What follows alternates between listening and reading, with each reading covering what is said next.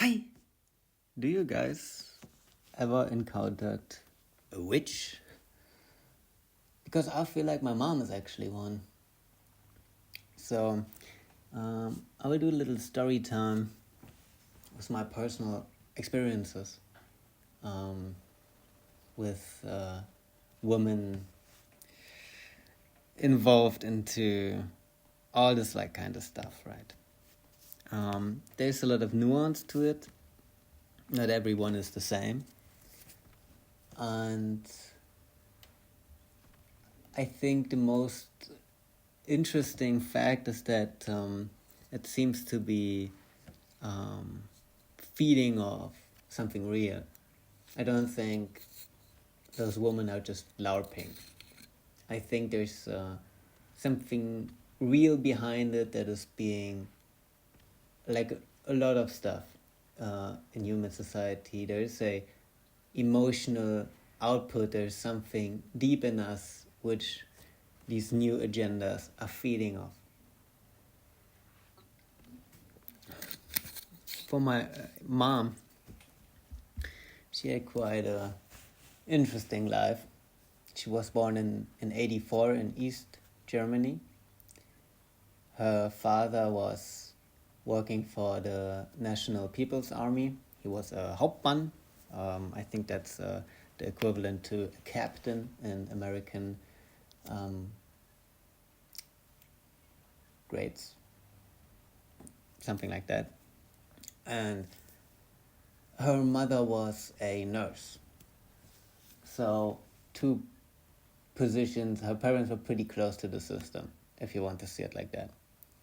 And in that family it was interesting, especially with the past, right? And it was always something I think was interesting for me, how my grandparents, or how the Germans, right, had to deal with what had happened, right? And especially, the Nazis weren't so they weren't giving the East the benefit of the doubt, right? So they were seen as less. And 10 years later, the East is controlling half of the country, right? And so family-wise, there was already a lot of tension. I'm not sure if it has anything to do with how it went for my mom. I just wanted to share that. So for my mom, it was that she was kind of being handled as the black sheep for some reason, or that's what she told me, right? I wasn't there. And my grandparents, her parents, they aren't so cooperative in that sense. They are nice people on the surface, but there's a lot of stuff that shall not be questioned. And from what my mom told me is that she was kind of like the punching bag. She did everything bad and everyone else did everything good, or maybe not on every day, but there were certainly days like that. Also her brother, who was I think 2 years older, so my uncle, he also used to, my mom tends to use radical words, but she said that it sometimes was like sadistic torture. She told me a story where she was 8 years old or something, or maybe I think 8 or 9 years, and so the wall has fallen, the new capitalistic system has been taken over, and her parents, my grandparents, decided it's time to buy a new couch, right, from the West or something, I don't know, something along those lines. So they got this new couch, which, because, right, in East Germany, that, could be seen as like a new car or something, it's not that you buy a new couch every year, like maybe some people do it these days, right? So it was something special. I had this new couch. And my uncle, the brother of my mother, decided, I don't know what he was thinking. I don't know if this happens, to be honest. But I do doubt my mom, but not so much that I believe that everything is just a fairy tale. So her brother decided, my uncle decided to take some scissors and rip the couch completely apart, you know, like a shepherd that hasn't seen sunlight in a day or something. He just completely smacked that couch. And what comes after that is probably the most interesting thing I've heard from that family. My uncle decided to put the scissors, the evidence of the crime, into my mother's bed. And coincidentally, it just happened to be working everything in favor for him because my grandparents found the scissors in my mom's bed with my mom supposedly red-handed. And she got hella punished for that. And she couldn't understand why, because she probably, after a certain time, probably knew it was him. I don't know the aftermath of it or something, but it seemed to be quite a story. So there was stuff happening like that. And this is interesting because as a child, I can speak for myself, you tend to see you as normal, right? Even though it sounds like from a like a bad movie or something, right? But as a child, you just think that's it, I mean, that's normality, that's how it goes, I guess. I mean, you can look outside and see, it's a whole different story. Either way, my mom didn't have the best childhood in that sense. To be fair, her parents, they had money, they had a house, it was in that sense quite classical still. They even had like a little garden and stuff like that. But of course, the psychological stress was really getting on my mom's nerves, and when she was 13, she ran away from home. I guess she just quit school and took a train and went to Munich. And she just, I think from what she told me, she was trying her best to don't do that, but it seemed like the only option. So she found herself in Munich, and she had no money, she had nothing, she had no idea. She was 13, right? And she basically was homeless. And there's no nice little prince or something, picking up from the street. So she became part of that kind of environment, right? The homeless, the drug scene, and the filth of the streets, right? And there she was in Munich for a couple of years, and then she went to Berlin. I think when she was like 15 or something. Or maybe she was just 1 year in Munich or something. It wasn't for too long. And and she had like her stories, right, with the cops, with weird drugs and all that kind of stuff. And also when she was in Berlin, my mom had quite some stories, where you're kind of wondering, why, how did you even manage to be the woman you are today, besides all the witchcraft we will talk about in a minute. So, yeah, and she was like a tiny, genetically blessed blonde woman, blue eyes even, even Aryan. And that, of course, also got her into troubles a couple times. So, probably, I would assume, and also with some stories she told me, there were quite a bunch of males trying to abuse her, or there was even one story where she almost got sold to the mafia. Well, she met like a guy or something, and they were like tripping. I don't know, and she just realized in the moment what is happening, that the guy is trying to sell her to the other, to like a Russian or something. Or I don't know, maybe not Russian. I think Romanian or something. But yeah, that's like how it goes on the street. Yeah, your friends are just trying to sell you. I mean, to be fair, as above, so below. Huh? That's not that much different up here. But yeah, then she was like 16 or something. She started working um, in like what you call it, like a restaurant and stuff like that, as a waitress, and made like some connections. Also started to work at like bigger events. She had like a story where she was like serving, I don't know, I don't remember that guy, but it was like a super fat arrogant guy in a suit, like super big money, like a big name. I'm not so good with names. I don't remember it. I don't know. I think it was like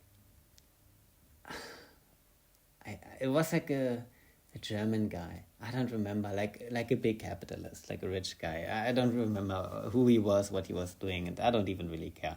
But she worked her way up, got to the point where she could even finish her school, basically, and not just the mandatory like I did. She even did the advanced educational program, the kind of like college degree, if you want to see it like that, like a certificate that allows you to go to uni to study.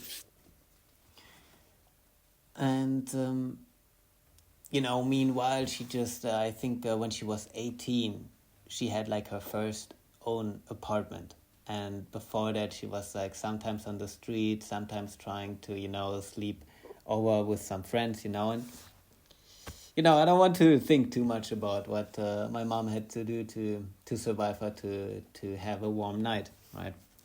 Those are all just kind of things open for your imagination, I guess. But yeah, she didn't had the easiest time, I would say. But she managed. She even managed to work her way up again, get out of the drugs circles, and work her way up on the ladder of society. And late when she was 18, she that's actually the story where she, like, how she met my father. It's kind of, I think it's cringe because my father is like a super good mensch and anti-drugs today. And every time we speak about like problem solving, it's always like weed is like always on the first list for him. It's like the first thing I have to instantly quit to make any progress in any part of my life. Basically, that's his perception. And my mom was staying with her friend, with a girlfriend of hers, and they were like chilling or something, and one of them was like, yeah, we could need some weed now, and then the girlfriend of my mom was like, yeah, I know a neighbor, he's like smoking all day, yeah, who might that be? Yeah, that little fucker was my dad. And that's like, I guess, how they met. And it wasn't like, or love on the first sight or something, they just used to hang out a bit, and they were like, friends plus, basically. And then on that unfortunate day, something happened, and that shouldn't have happened. It wasn't planned, to be fair. And then yeah, my mom was pregnant, and I don't know, from all of the experiences she had made, she made the decision that I don't know, who am I to kill a small innocent baby or something, or the fetus or whatever. So she carried me out. I know this is being a long story at this point. Don't worry, we get to the point of witchcraft very soon. So, my dad wasn't really, I mean, really shortly about my dad. My dad was like at that point um, already a Christian. He told me when he was like 23, 22, 21, this area, like kind of my age, he had like a similar situation where he was like looking for truth, looking for answers, looking for purpose, and his big revealing moment, the blitz, the lightning going through his mind and body, was when he was high at a party and the random guy asked him, "Hey, do you know Jesus?" And that was the moment my dad realized it all, that Jesus is all he needs. Um, and besides that, my dad isn't really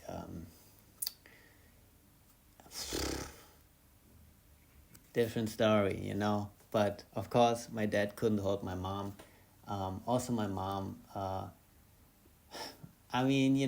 from all the shit she has gotten through, my mom had to prove herself. My mom had to be quite, have quite some strength, I think, to manage everything she had to do to that point. And then she got like somebody like my dad, where his search basically, like his magnum opus, his grand vision of how he wants to navigate life, ended after a couple years being high at a party with a guy asking him if he knows Jesus. And it's a bit more layered to that. He was also being part of a Christian local community thing, right? When those things, I guess, still existed.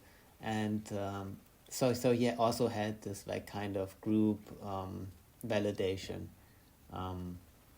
people supposedly feeling like him and stuff like that. I don't know, but what Christians do, or not Christians, but local communities, you know, being strengthened together by a universal law or something that holds it together, right? Either way. So my mom was basically then alone with me. My dad sometimes looked over and stuff like that. There was like a bunch of problems, and I think mainly the issue with my dad in that sense was that, like, his ego. Like, maybe, just maybe, my mom could have settled with my dad, but to be fair, I don't think in the long run that would ever worked out. But I think the main thing that was standing between that is not just that my dad had basically no experience about life, and my mom. By the way, my dad at the time was 27. My mom was 18, 19. So I think that was like kind of getting to my dad's ego, that my mom kind of, seen it all, in a couple years, where my dad with his privileged ass only managed to become a Christian. No judging there. Who am I kidding? Of course I'm judging there, but I'm still trying to look from the outside. But when you compare those two, it's an unfair game for my dad. It's just an unfair game.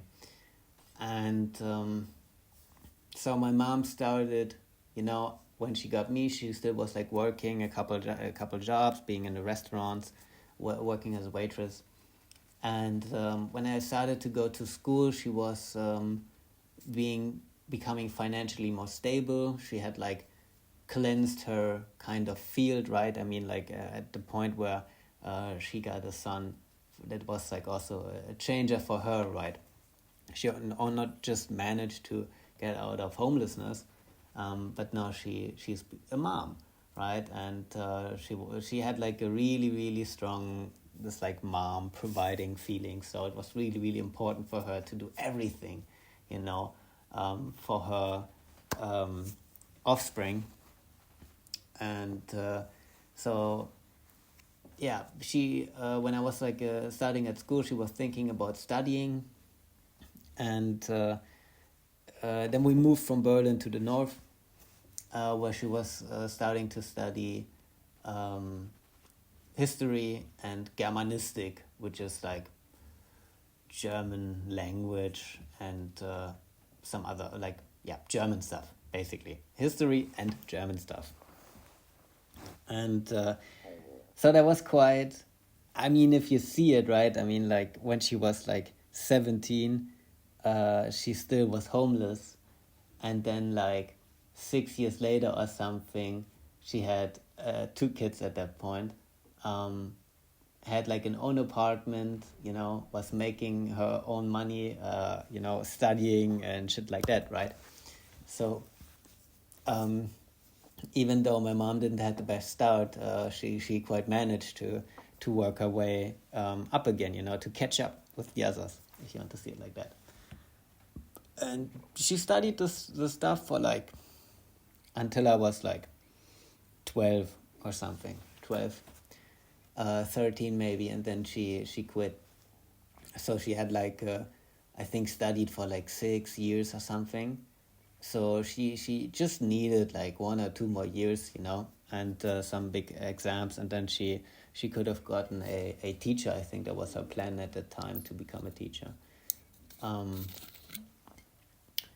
But then like a shift happened.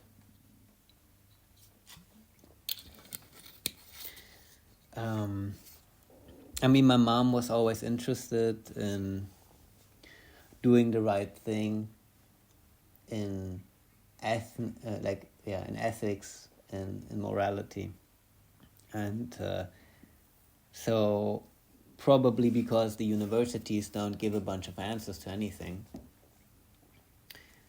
she decided to make her own kind of research. And what she stumbled upon pretty quickly was the occultism. And I'm not sure what got her going, I was there, but of course I didn't like look at the books my mom was reading or something. There was at a certain point my mom started to confront me basically with this knowledge, with this kind of sphere. When I was like getting 13, 14, she started to show me a bunch of these books and tell me a lot of stuff about it. But I'm not 100% sure what really got her going on this like witchcraft. But I remember really, really like I have it like a ready MP4 file in my brain. I think I was 9. I think because 10 was kind of a turning point in my childhood, and I think it was before, but shortly. So I think I was like 9 or something. It was probably winter, because it was dark outside, but it wasn't like super late. Probably like 19 o'clock or something. My brother was already in bed, my younger brother, so it was, chill, because all the time my brother was or is handicapped physically and mentally. So, and with my mom trying to handle everything herself, and also I did a bunch of problems with school and all that kind of shit, right? There was only occasionally, rarely, there was like times where there was like no storm going through the house, going through the apartment, where there wasn't this like electric energy of being ready all the time. But it was one of those rare occasions where it was kind of quiet, and my mom asked me into her room, and she was like asking if I could come over, and she didn't sound it like something went wrong, but I remember still going in with, with this like, how Hitler said, it's like was like a dark room, you never know what's inside, and so I went in, and my mom had like a drum and like these circular pillows where you could sit on. You know, these like classical meditating, yeah, props. and and my mom was like asking me if I want to do in German she said Rückführung, um, which is like yeah, the I'm trying to think about a translation. Um, it's like backtracking. I think that's probably the most accurate one. To backtrack.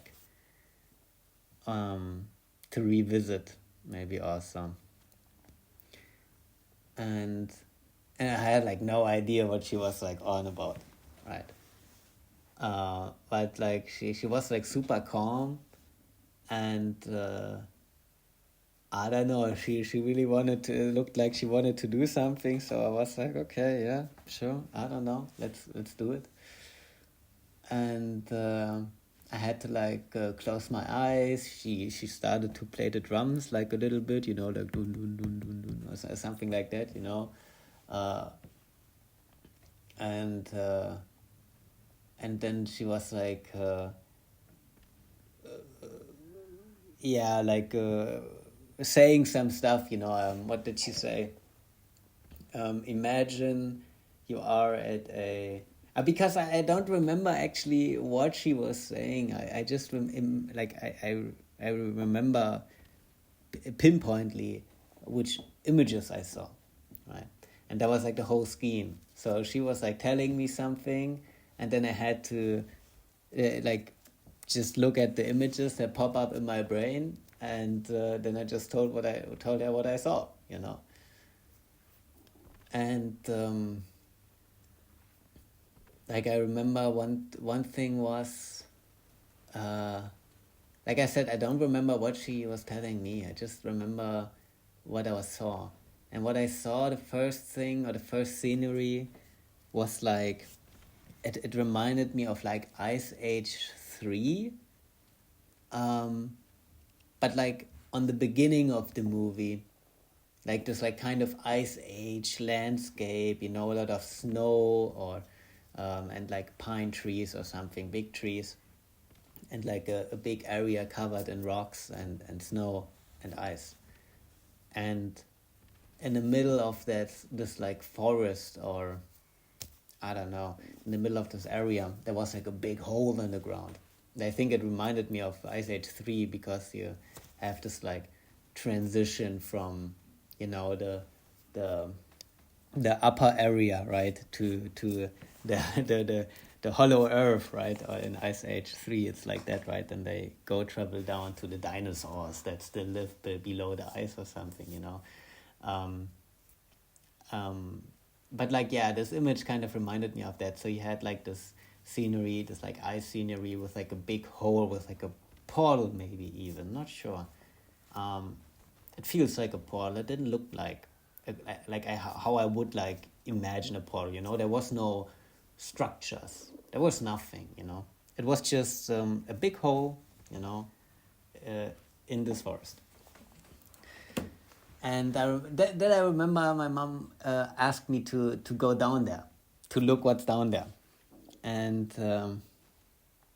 and the second thing was I was in this complete pitch black darkness, and then in front of me appeared um, two things, I think. First it was a turtle, and then a gray / white wolf that was like really beaten down, you know. I remember I could like see a bunch of like blood going from the back. He was standing upwards, so it was a bit more like a comic character. Also, my kind of imagination in this like kind of area was more, yeah, like cartoony, like, you know. So yeah, and then my mom told me like, okay, those are like your spirit animals, and then she started like to look on the book, for what the turtle means and the white wolf and kind of stuff like that. And the third and last thing I saw, it was about, I had to like imagine like a place that I live in or something. And I saw like, in hindsight, actually kind of like a school building, like these like kind of old school buildings where you have like schools or universities and sites in Germany.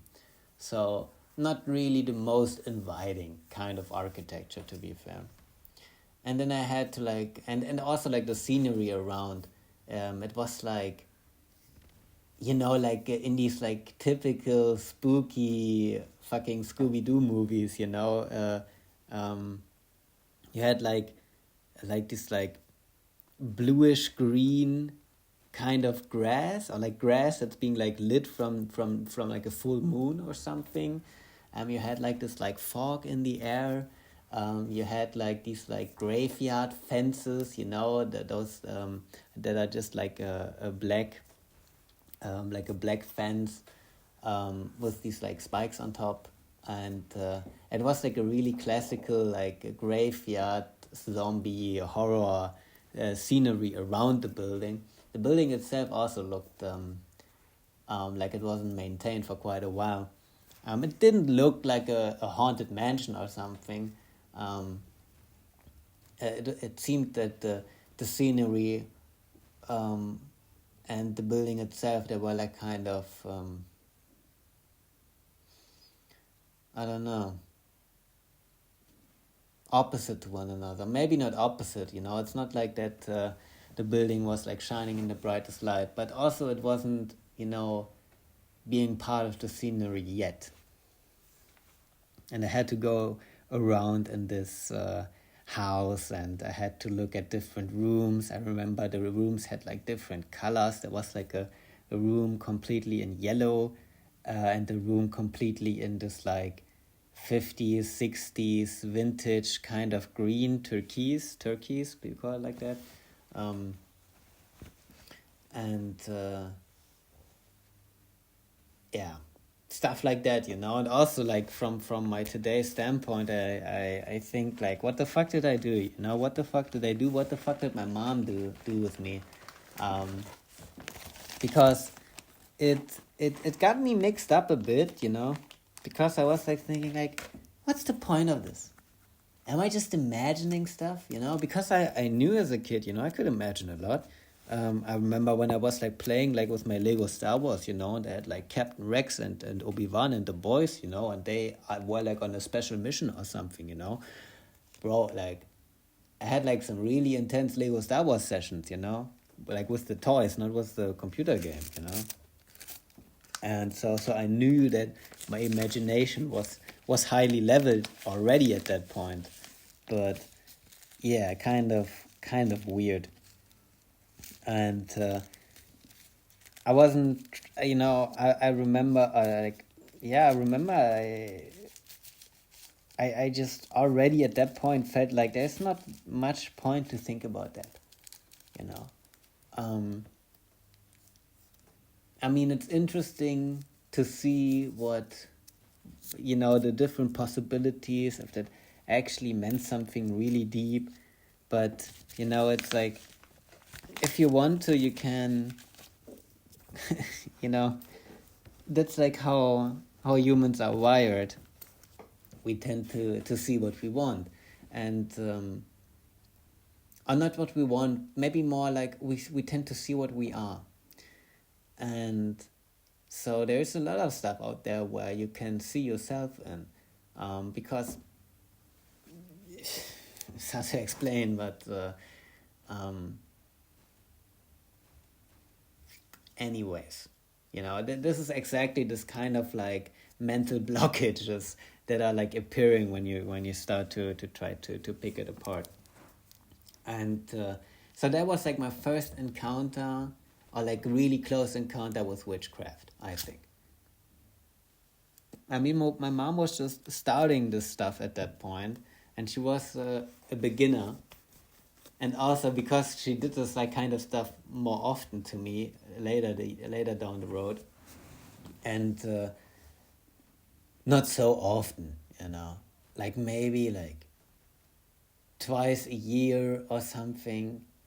Sometimes she had like a phase, and then we did it like maybe like 3 times in a month, and then we didn't do it for a year or something like that. And there was also always something different. She wasn't like always doing the same. There was stuff that was repeating, but since humans evolve, you can do the same kind of meditation in 1 year and the other one, and it will be two completely different sessions, right? So you can see where this interest, where this motivation from my mom is coming from, right? I think that my mom was feeling something with it, right? And I think that I think that was what got her going. And I mean, that was like 2012 or something, or like 2012. So like this like new age spirituality wasn't like the biggest thing at that point, at least I feel like that today with social media and all this kind of stuff, it feels more prevalent than it actually is. And since those kind of stuff just started back then, maybe it was also a thing for my mom to, do something special, which I wouldn't mind. It's nothing bad to do something special. I mean, my mom already had quite a special way, right?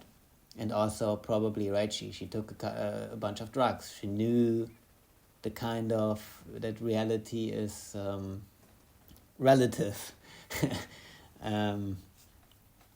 So maybe there's probably a bunch of reasons, but I think the main motivation is that it felt like something, and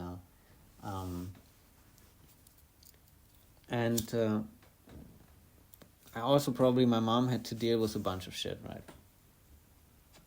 with the stuff that has happened, and with the stuff she had to do, with the kind of people she encountered, the kind of environments she found herself in when she was younger. Undoubtedly, that had left quite a bunch of marks that needed that time to heal. And with this like kind of alternative meditating, laying out cards, spirit animals, like this kind of sphere, probably just felt like it helped. And like I said, she was also interested in like just, the classical wisdom, and at a certain point those two pretty much merged together, right, where the kind of wisdom, the kind of life teachings, where because my mom wasn't a Christian, I think most people tend to connect this wisdom with Christianity. Like when I remember how I came back from home, and she asked me how was it in school, and it was one of the days where I actually didn't just said it was good, and I actually told something. I spilled the beans, and I told like, I have like a confrontation with this one guy, and we have like some struggles and stuff like that. And the first thing my mom said was, have you ever thought about what you did to make this conflict happen? So you can already see these like kind of new age, you can call them lies. Maybe it's not a lie, but it's a deception. Or it can be, most of the times it can be a deception. But like in its true nature, it's not a lie.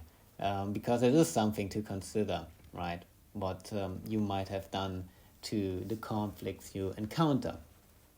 And there is, a bunch of more simple-minded guys I've met that tend to always get into the same kind of, uh, struggles with people, into the same kind of conflicts.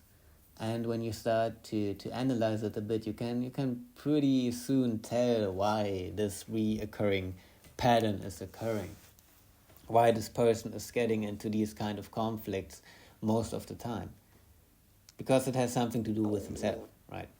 And also that makes, of course, sense to think about that for yourself, because I don't want someone else to tell me, why, let's say, or you just, let's say my current conflict is being lonely. So, oh yeah, you're just lonely because this and this and this, and I did this for myself, so nobody has to tell me, I know I'm lonely. But to be fair, the easy fix is not the fix that I tend to do, which is to kneel in front of the matrix, kneel in front of what they want me to be, and I won't kneel down for this bullshit. So I guess I just take the loneliness then until it fucking defeats me. But I'd rather get defeated by my own loneliness than get defeated by the system. But to be fair, I mean, it's basically the same conflict. We're losing track again. So, so when I was getting older, like 12, 13, this stuff started to take really over, because she also has quit her university, was working a lot with animals, and she was like really on this like, oh, I want to heal the world. I want to, that was like something she always said, be the change that you want to see in the world. And so after all this stuff she went through, she decided to follow her heart, to try to do something that's honorable, try to do something that actually helps.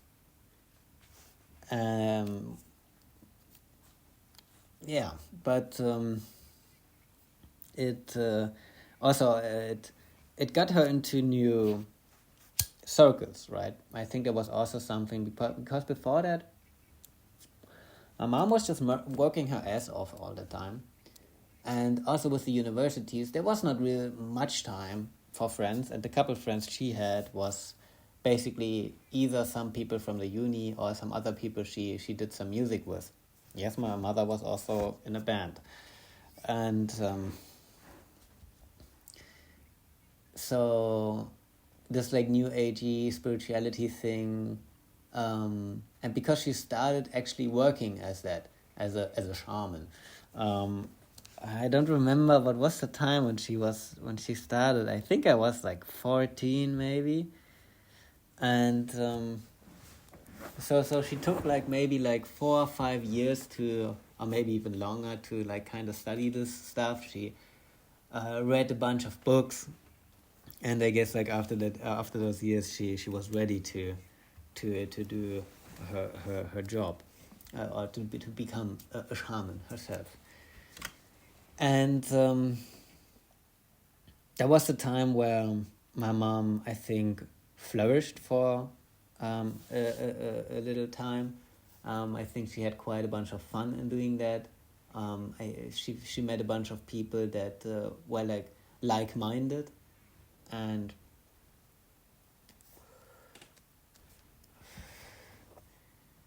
I think like for a couple of years, or for like 2 years, or 1 or 2 years, I think it worked like kind of well. But it has changed her, and it's hard to, understand from the outside what really did change, if it was the ego, because that's something that I think was really funny in the last Shitsodams video. Or I killed my ego, bro. No, I'm better than everyone else. I don't know if she had like something like that, where she just felt a bit too elevated. And to be fair, I think my mom has quite a bunch of experiences and wisdom to validate certain standpoints she has, but to a certain point. And something my mom didn't really manage much is, like, I think my mom was like kind of schizo with her doubt thing. So I don't know, maybe it's like a woman thing or something, but she wasn't able to doubt herself in front of someone else. Like, she could go home maybe and doubt herself or something, but when you were like being in a confrontation with her or something, I mean, of course, my relationship with her is different, but also when I saw her, speaking with other people, she, never had a single doubt about the stuff she said. And I don't know, maybe it's like something like that, but the good thing I think is that it could have gotten way worse, right? So when I see like the kind of new age spiritual people from like more of my generation, they go really deep into the shit, I think, right? Because this like new age spirituality is linked with like the new world agenda, erasing first the whites and then all the other cultures, becoming this like hive mind, or we're all just humans, stuff like that. We need to pay our debt as white Westerners to the world or something. My mom was never stuffing like that.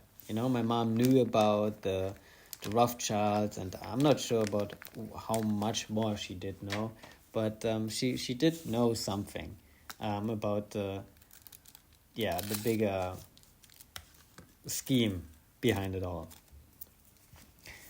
So my mom was never like really new agey at a certain point, because I remember, like I think I said in my first video, that when I was, I don't know, 12, I think like 2014 or something, we were at like a anti-atomic plant demonstration against the bad atomic power plants, right? And like in The Simpsons, they just poison the wells and all the waste, and think about Chernobyl. What if it goes wrong? So so there was something like that, I guess. Like back in the day, the Green Party was like a big thing, and it like worked hand in hand with this like new age spirituality, like most of today's shit does. Most of the shit does work well with new age spirituality shit.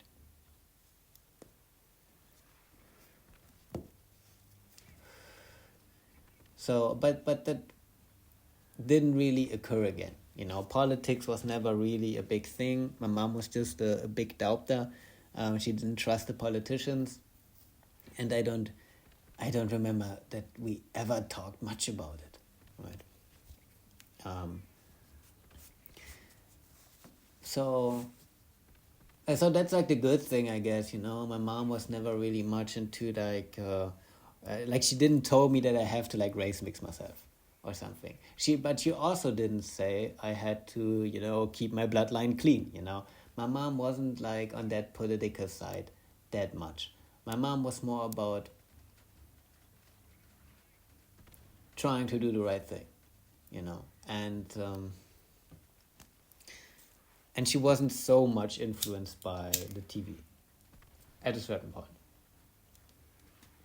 Because also when I was younger, there was like this big anti-ego FPS shooter agenda where like all the media were like linking like, oh, if your son is shooting down people in his computer, he might just think about shooting down his teachers and schoolmates, you know. um, Completely logical, right? Happens all the time. And so I remember like those things like in the late 2000s, early 2010s. There was like there was like a time when my mom was like really still impressionable by the system, by what they try to tell from above.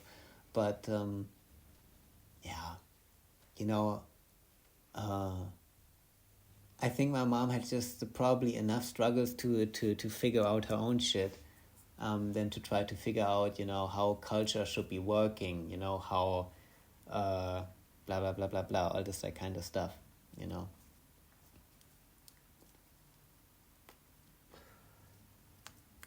But let's talk about the more in-depth analysis, So I think that our world is more and more becoming into this kind of prison planet, and not just that, but also we're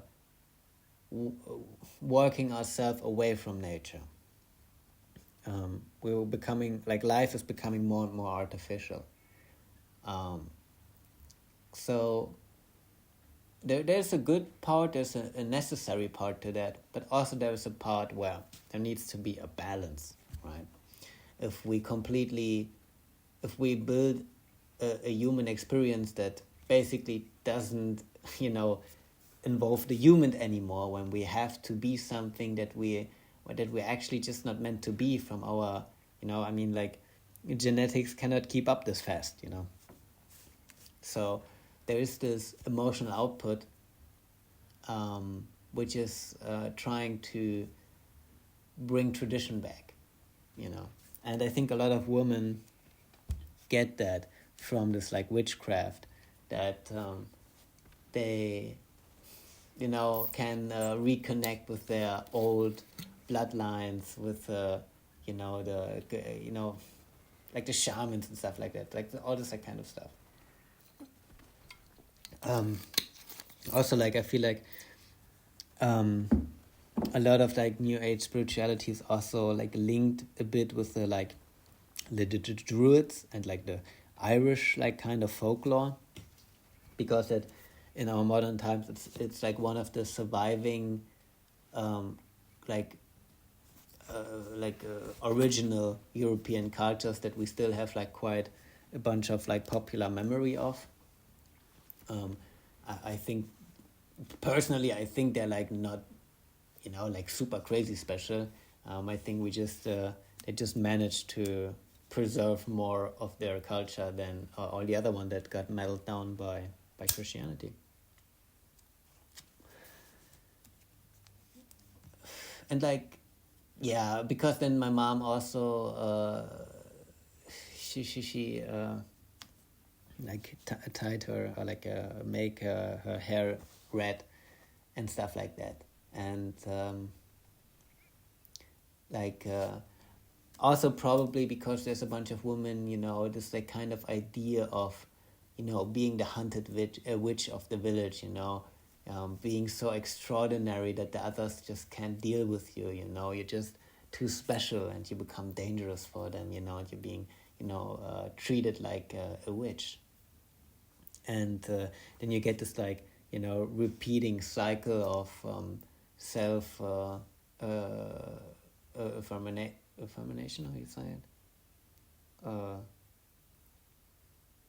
yeah, you know what I mean, that you like how do you say that, fuck, that doesn't matter, but yeah, you get into this like cycle where you get confirmed of your kind of state, over and over again. And so I think this is like something to keep in mind. I don't think it's just LARPing, I think it's feeding of something original, it's like because you could just twist the table, and then you would have my mom speaking into her phone and saying like, oh, like all these men are just LARPing as warriors and stuff like that, and like all this like Skyrim, Lord of the Ring shit. It's just men can feel like men in a world where they're not allowed to be men, and the same I think might just be true for women, right? Even though we live in a women's society at this point, and the feminists have like taken completely over, right? Or the feministic ideology has completely taken over the West, which has benefits, but of course the main idea was to set things straight between men and women, that we have the same opportunities, right? That didn't work out so well. Yeah, maybe overdid it just a little bit, ski, but also different topic. It's of course connected to this like witchcraft, spiritual shite stuff, right? Because women, I think, probably are so much different from men, right? We men, we have a hierarchy, right? We have like the alphas, the most muscular, the most successful ones, the smartest ones, whatever is the most admirable at that point. So you always have like these like chads, that seem like they just have figured it all out, and they walk a path so you can one day walk in his footsteps. And I think women have that too, right? And maybe even stronger than men. That they, need like validation. That was the thing I was searching for, like this repeating cycle of self-validation. So, yeah. And I mean, I don't know. I mean, there was like just so much stuff that like you encounter. I remember there was like videos my mom was sending me of like pseudo shamans like doing like this like toxic positivity thing, which is also like a big part of this like kind of sphere, toxic positivity, that it has to feel right, and then it's okay. And I mean, it just maybe it is also a sign of just being tired. Maybe it's just that it catches the kind of people that are just tired of the pain, of the suffer, that are just tired of going to bed with negative emotion, going to bed with the feeling of, okay, here we go, another day down the drain, and tomorrow will just be as today. And at some point you maybe think to yourself, from all the drugs I've done, I know that reality is relative. And, at least for my own reality, I can basically just dictate it.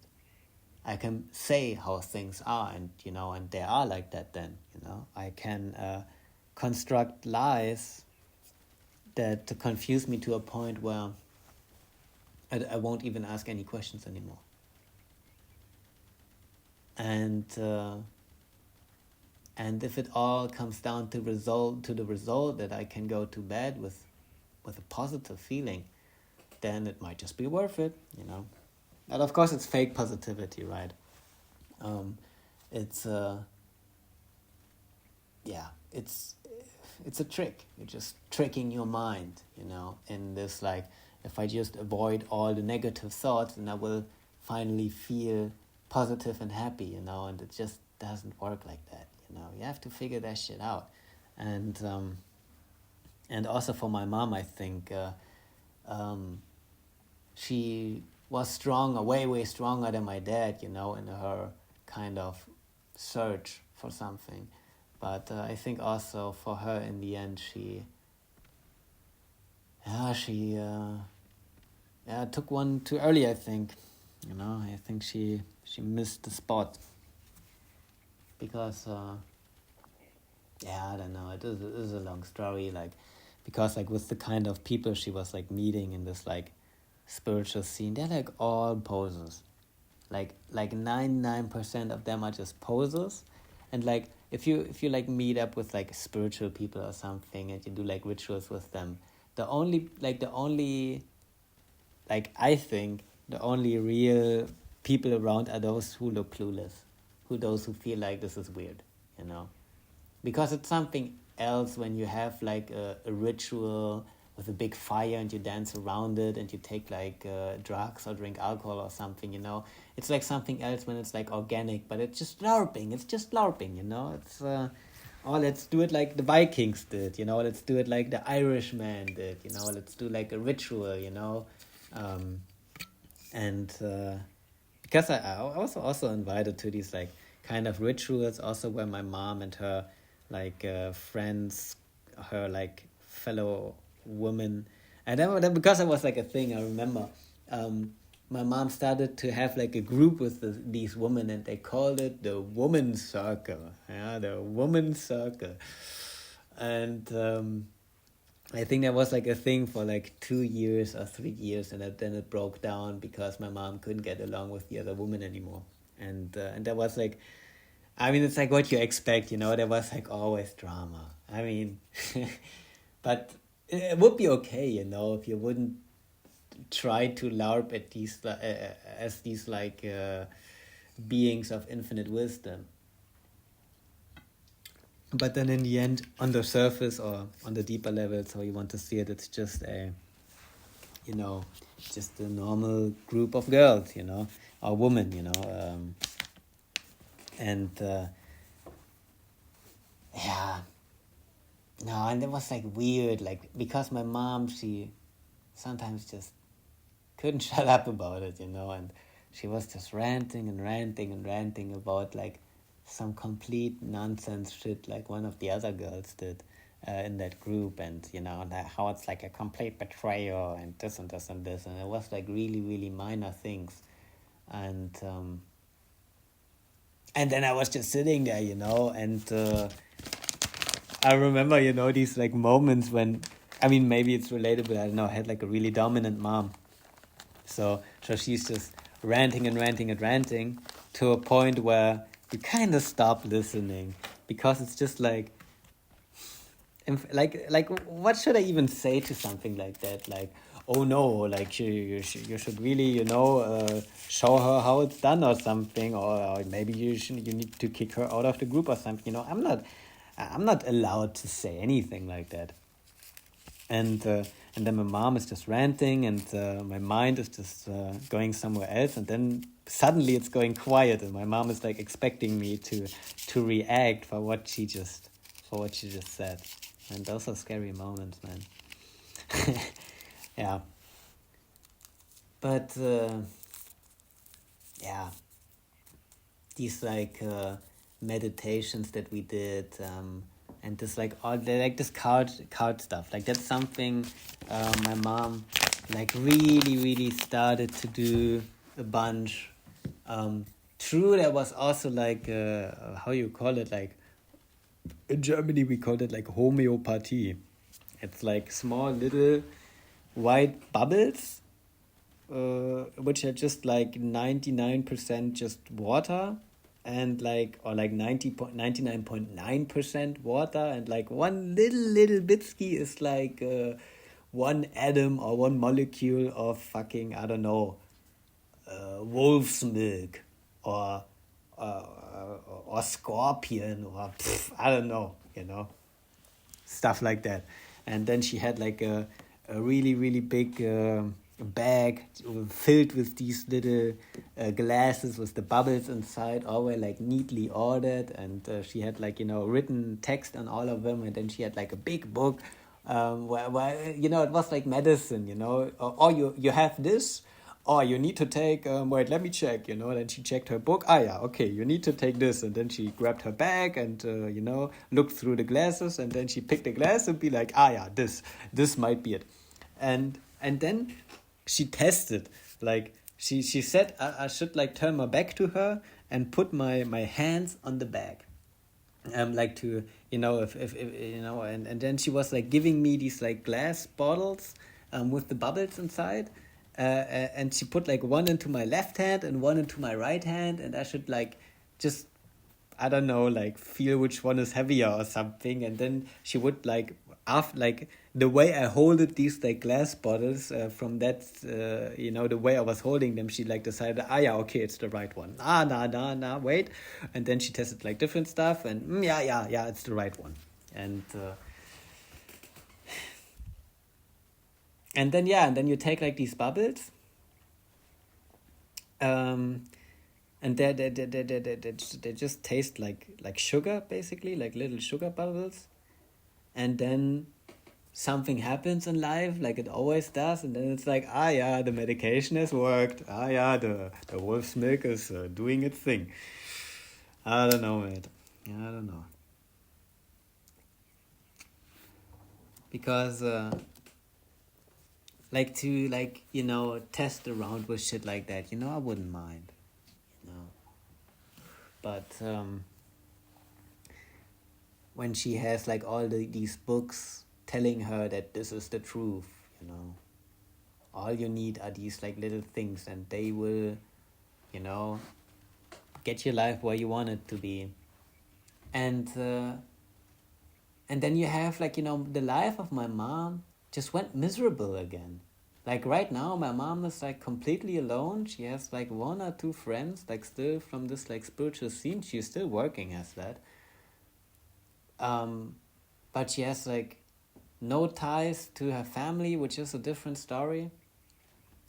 But also like, she has like, yeah, like nobody, and like, she would like to have a man, but then she's like kind of tired of the struggle and like having, like how they say on Instagram, having a boy to tell him to be a man. And yeah, and then she's just basically stuck, and has, like my life, she's just studying her shite all the time, and working like little bit for like as a shaman, doing like some seminars or some, you know,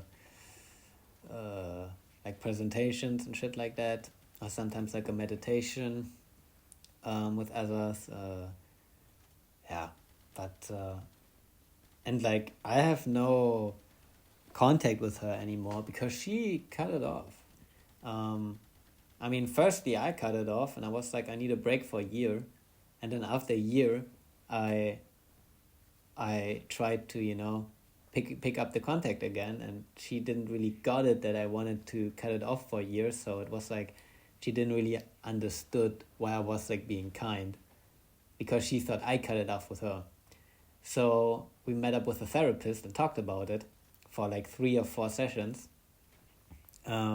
Just so my mom had like a complete, maybe not a complete, but like a typical breakdown, where she just started ranting that I will never change, that I'm not this, not that, that I needed to be this, that I always was like being like this like little demon, like put in her life, to destroy hers, and then she saw me basically as like the demiurge, that I'm like loosh farming her. If you like break it down to the simple point, that's actually like kind of what my mom tends to think of me sometimes, is that I'm like just loosh farming her, and that I'm like feeding off her, negative emotions or something like that. Yeah. And she didn't want to speak with me again, and she said if we can't even talk like in this professional setting with the therapist, then we might not even try. And so she, and also with my brother, there was like, it was like 2020, 19, 20, I think, when my mom had like a lawsuit with the original father, because they had like a system where my brother was like 1 week with my mom and then 1 week with his father. But my mom was like complaining because the father didn't like put didn't put the effort into raising my brother. So for like a little example my mom got me is that when he's with us, he's like sleeping in his own bed, and he like when he needs to take a piss or something, he goes to the toilet because we don't put Pampers on him again. I mean, like, yeah, he's handicapped and stuff like that, but um, it, he he wasn't like stuck. He was just slowed down super hard, in his development. But he wasn't stuck. It wasn't like that. There was just stuff he completely couldn't manage. It just took a long time. So it took a long time to make him like, you know, walk around without Pampers, without pissing himself and stuff like that. Um, to take the toilet when he needs to, or to wait until he can go to the toilet. And the father didn't really care about any of this shit, and he just put Pampers on him. So all the time he goes over to his father, my brother started to pee in the Pampers again. And when he came back home to my mom, he started to pee in his pants because my mom didn't put the Pampers on, because my mom tried to raise the child. And that kind of got her mad, and she wanted to have like das alleinige Sorgerecht, how we say in Germany. She wanted to have like she wanted to be like the administrator of the child, and that basically the dad doesn't have to say anything about it anymore. And then she was in the court case, and like with his like spiritual shaman shit, that wasn't really so convincing. So there was multiple layers to it, but in the end, the lawyer, or not the lawyer, the judge said, so we can just we leave it like it is, basically. Yeah. And then my mom basically made the judge an ultimatum and said, so either I take the child or he takes it. It can only, like my mom was like extremistic because she wasn't like trying to deal with, like she loved her baby, of course, but, she just ripped her apart as like the man didn't really had the goals with the child like she did. And sorry, by the way, if you hear my washing machine on the side. But we're finished very closely. So, yeah, that was like how it went. And so the ultimatum was set, and the judge said, okay, we can give it to the father. I won't give it for you alone. You don't have the financial stability. And to be fair, sometimes you don't seem like the most reasonable. I wasn't there. But that's roughly what I imagined the judge to have said. Probably in a more kind way. But then, yeah, my mom agreed and was like, okay, yeah. She probably had like this like fuck it moment, and she was like, okay, then fuck it. Then, yeah, then he goes to his father, And so, yeah, both of her kids are gone. All of the friends she made along the way are not part of her life anymore. Her parents are gone. And I think there's like one or two people in our bloodline she still has like some little contact with, but with most of them she has completely cut it off. And then it seems kind of pathetic, to be honest, to have like these like little sugar bubbles, to have like these cards and meditations and all this shit, which is supposed to be like, right? That's like at a certain point you have to ask the question, like, what is that all that shit even supposed to do, right? And it's supposed to make your life better. It's supposed to make you a better person and repay your karma and make the light lord happy, man. And it all will be good or something, and your life will become back on tracks, and you will get the love that you desire, the love that you need, right? But you first, have to show the love. You first have to make the other people, aware, and you first have to do this and that, and then when the time is right, you will get it all, everything you have wished for. And it doesn't seem like that, like from the outside, it just doesn't seem to do what it's supposed to do. And in the same way you see it in Christianity and in most other religions, like there's a bit more to life than just stick to a book word by word and live after it, you know. And maybe one day there will be like the perfect book, you know, with like thousands of pages, and that you theoretically could just take word for word and live by it, and it will be all right or something. But with the books we have today, with the kind of spheres, religions, kind of clubs, you know, uh, it is a scam. It is unfortunately a scam in the end, you know, because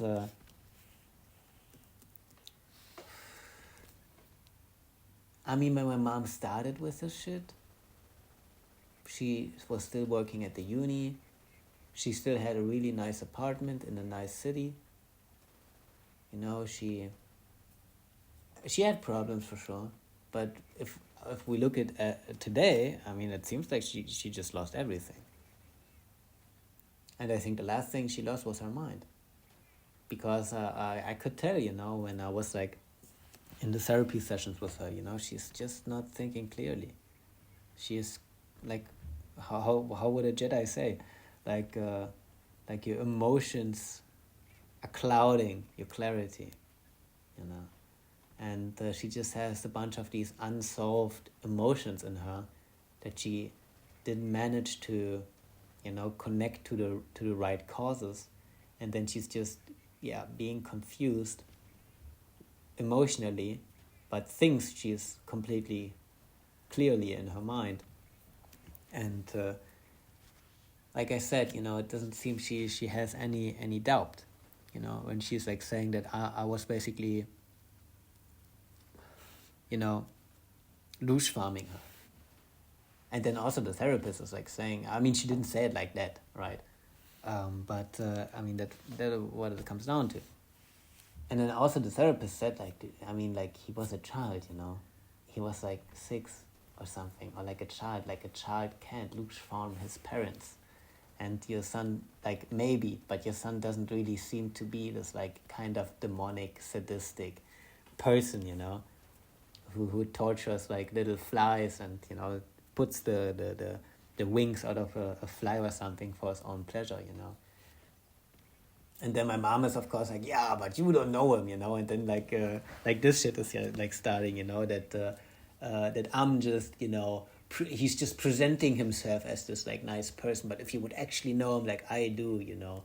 And then of course it starts a lot of doubt in my mind. I'm like holy shit, like maybe she is right, you know, maybe, you know, I'm just pretending to be like somebody that I'm actually not, and actually I'm just this like sadistic little evil demon that yeah, maybe should just erase himself, you know, do a pleasure for the others, you know. Why have even one more demon on this planet, you know? They're already enough. So yeah, it's like a weird story, man. And she used to be a really smart woman, and she still is a smart woman, but she has completely lost it. There was also like a little phase in like 2020, like after she lost the right, basically the rights to her son, um, to my brother in that court case. Um, she had like a mental breakdown shortly after that, and she was actually taking opium. I don't know if in big quantities or something like that, but she took like opium trips, and had like a day where, yeah, she kind of lost it, and she screamed at the neighbors and stuff like that, and the neighbors called the cops, and the cops could tell, and the cops were like, okay, yeah, we can't leave you here. And yeah, and then my mom basically ended in a in an asylum, basically, yeah. She basically ended in Arkham Asylum for like a week or something. I also remember somebody told me, some of her friends from her like spiritual new agey friends, they told me that my mom is like that my mom was being shipped to the asylum. So yeah, I of course instantly like took my shit and went to visit her, because like I know with like all the shit my mom went through, you know, I think an asylum, like these like psychiatric facilities, is probably the last thing my mom wants to be at, you know. I mean, if my mom loses her mind, that's one thing, but she can still like be herself, you know. Like I said, like with all the shit my mom went through, you know, she doesn't need to be like administrated by a psychiatrist, and of course it just makes it worse, right? Like in my situation, if I would be actually just stuck in the asylum, you know, um, at a certain point, you know, you can't, you lose it, you know. I mean, I can pretend to, you know, that, oh yeah, I admire you, psychologist. You have the wisdom of the world written in your books, you know.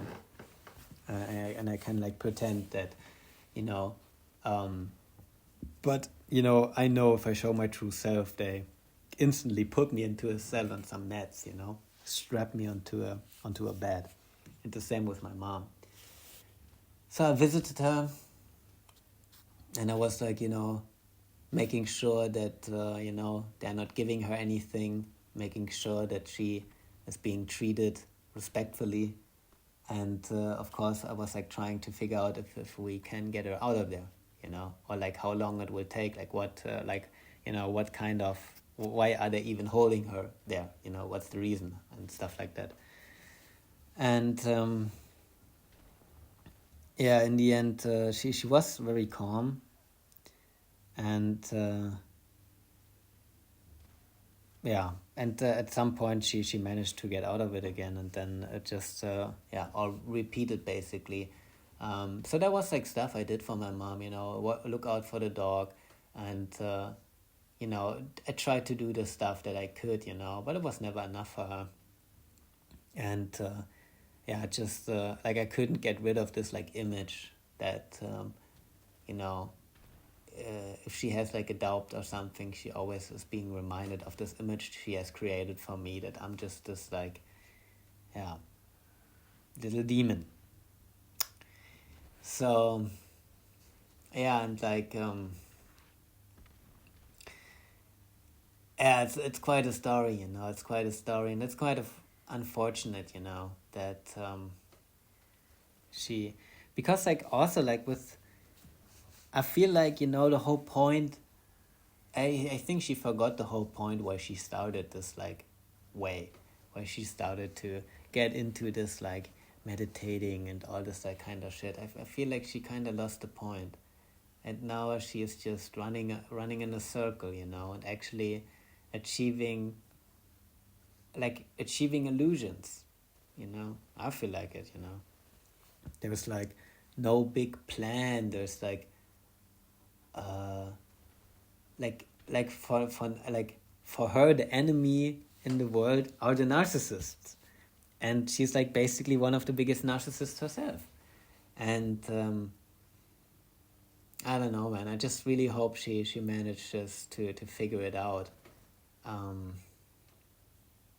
at least for herself, you know. I mean, like I can accept, you know, that I might never have a close relationship with her again, but I at least don't want to think about that she's just like myself, you know, losing her mind in her little cell day by day. And yeah, I don't know, mate. Kind of rough, you know. And I don't think that, you know, becoming a teacher or something like that would have been so much better, you know. I think there was a good reason my mom quit the university, and I don't think it was just the witchcraft and all this like kind of stuff. And even if it would be okay, you know, just the problem is that my mom, I feel like, you know, went down the wrong roads. And also something I see with a lot of people, also with academics, um, like how much, like when you go on a search for wisdom, like doesn't it seem a bit like like weird to just, you know, read books all the time? I mean, like, I don't know, it's just my perception, you know, because I spend a lot of time just thinking, you know. I spend a lot of time just, you know, sitting here staring at my, you know, blank wall, and just think about stuff, you know. There's just so much shit. I've already seen so much stuff that has, gone through my senses without being like distributed to the right responding like mental facility. And there's just so much shit to figure out every day that like also like, I don't know, I mean, like it's like if you learn math, right? When you learn math, it's like, yeah, okay, you can look at somebody who already knows it, right?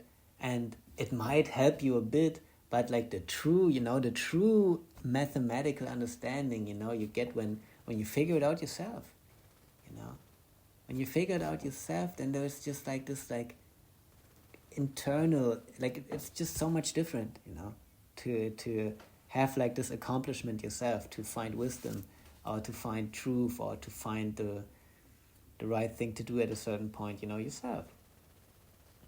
And that's just something I see a lot of people do, is like read books and they say like, oh yeah, but this guy said this and this and this, and